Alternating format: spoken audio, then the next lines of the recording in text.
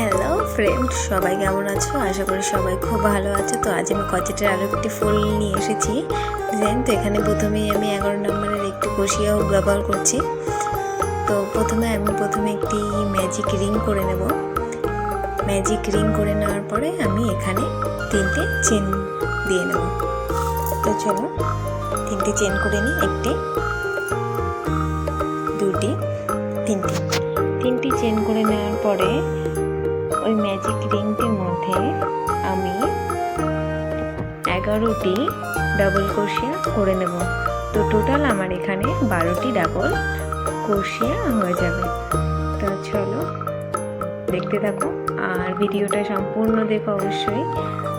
আর যদিও ভালো লেগে থাকে তোমাদের এরকম ডিজাইনগুলো, তো আমি তোমাদের জন্য আরও এরকম ডিজাইন নিয়ে আসবো কচেটের।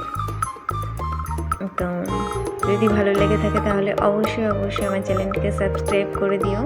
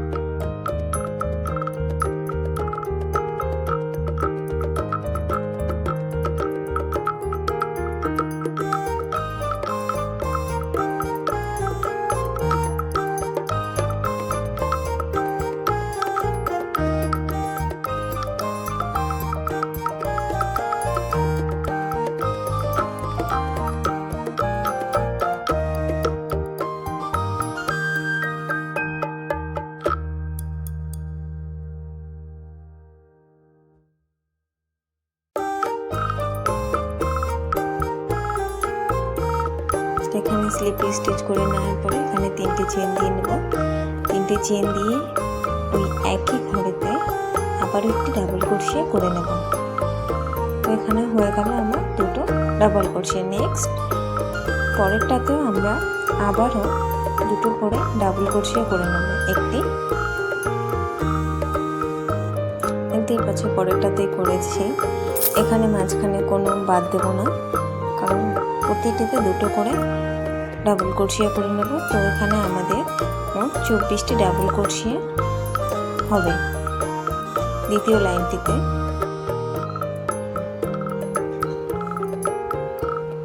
তো চলো দেখতে থাকো। আর প্রত্যেকটিতে কিন্তু 2টো করে ডাবল ক্রোশিয়া করে নেব।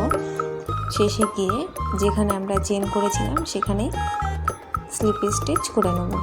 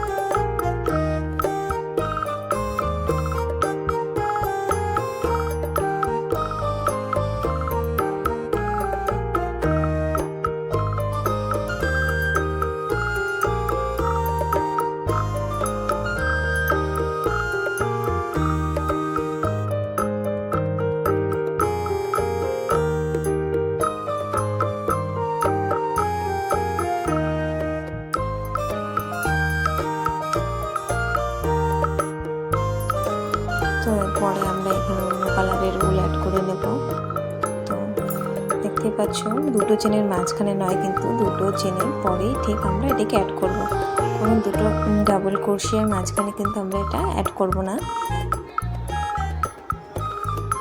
প্রথমে আমি এখানে 3টে চেন দিয়ে ওই একই ঘরে আমি আরও 3টি ডাবল ক্রোশিয়া করে নেব।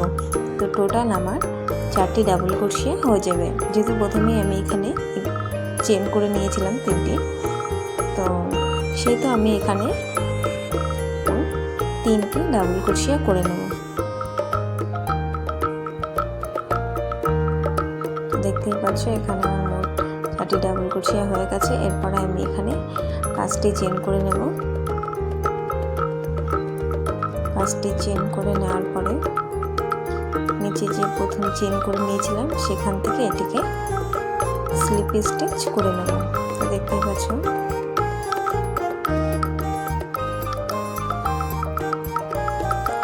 এরপরে দুটো থেকে একটি এভাবে 5টি স্লিপ স্টিচ করে নেব 5টি বার।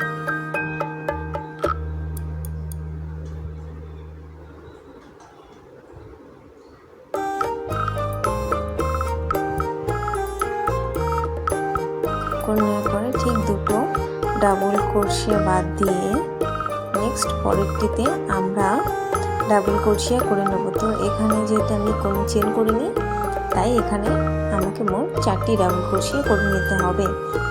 4টি ডাবল ক্রোশিয়া করে নেওয়ার পরে একইভাবে আবারও 5টি চেন করে নেব।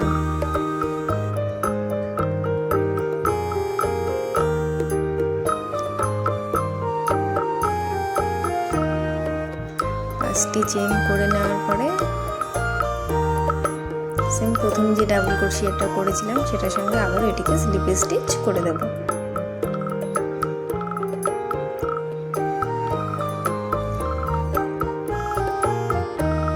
সেম চেনের মাঝখানে আমরা আবারও 5টি বার 2 থেকে 1 করে স্লিপ স্টিচ করে নেব। তো চলো ভিডিওটি সম্পূর্ণ দেখতে থাকো, আর কেমন হয়েছে অবশ্যই কমেন্ট করে জানিও।